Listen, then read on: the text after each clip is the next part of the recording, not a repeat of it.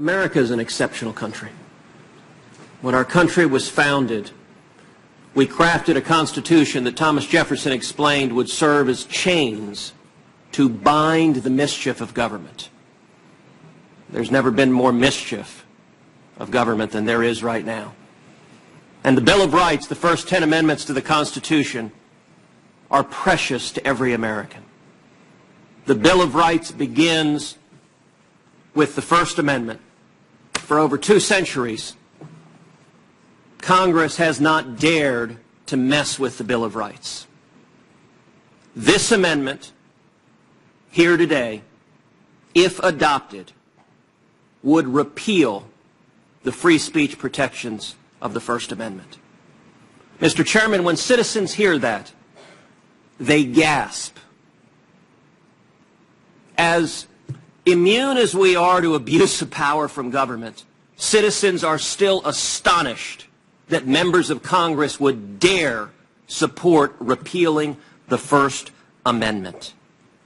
And let's be clear, this amendment doesn't just do it for corporations, it doesn't just do it for billionaires. Nothing in this amendment is limited to corporations or billionaires. This amendment, if adopted, would give Congress absolute authority to regulate the political speech of every single American, with no limitations whatsoever. This amendment is about power, and it is about politicians silencing the citizens. Mr. Chairman, when did elected Democrats abandon the Bill of Rights? Mr. Chairman, where did the liberals go? You know, in 1997, when a similar amendment was introduced, here's what Ted Kennedy said about it. Quote, "In the entire history of the Constitution, we have never amended the Bill of Rights, and now is no time to start.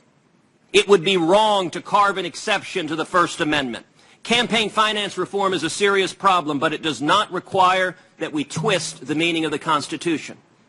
Mr. Chairman, here's what Democrat Russ Feingold said at the time. "Mr. President, the Constitution of this country was not a rough draft.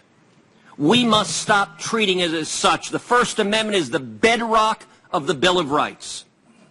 It has as its underpinnings that each individual has a natural and fundamental right to disagree with their elected leaders." Not if this amendment passes. If this amendment passes, Congress can say, you, the citizens, are no longer citizens, you're subjects, because we've repealed the First Amendment and taken away your ability to speak. Senator Feingold in 2001 said the following about a very similar amendment. Quote, "This proposed constitutional amendment would change the scope of the First Amendment. I find nothing more sacred and treasured in our nation's history than the First Amendment. It is the bedrock of the Bill of Rights.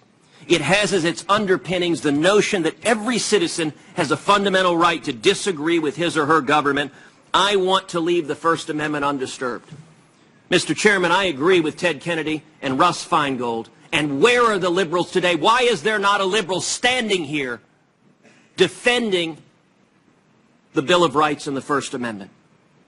Mr. Chairman, 42 Democrats have signed their name to a constitutional amendment that would give Congress the power to muzzle Planned Parenthood and the national right to life. 42 Democrats have signed their name to giving Congress the right to muzzle the Sierra Club, to muzzle the National Rifle Association and the Brady Center on Handgun Violence, to muzzle Michael Moore and Dinesh D'Souza, to muzzle the Teamsters and the National Education Association, to muzzle the NAACP, to muzzle the Anti-Defamation League, to muzzle pastors and priests and rabbis who organize their parishioners to be involved in politics. Mr. Chairman, I'm today introducing 2 bills to further protect the free speech rights of individuals, and I will be discussing those later in this hearing. But I would note, this amendment, if adopted, would give Congress the power to ban books and to ban movies. And by the way, Citizens United was about fining a movie maker who made a movie critical of Hillary Clinton. Mr. Chairman, Ray Bradbury would be astonished. because we are seeing Fahrenheit 451 Democrats today. The American people should be angry about this.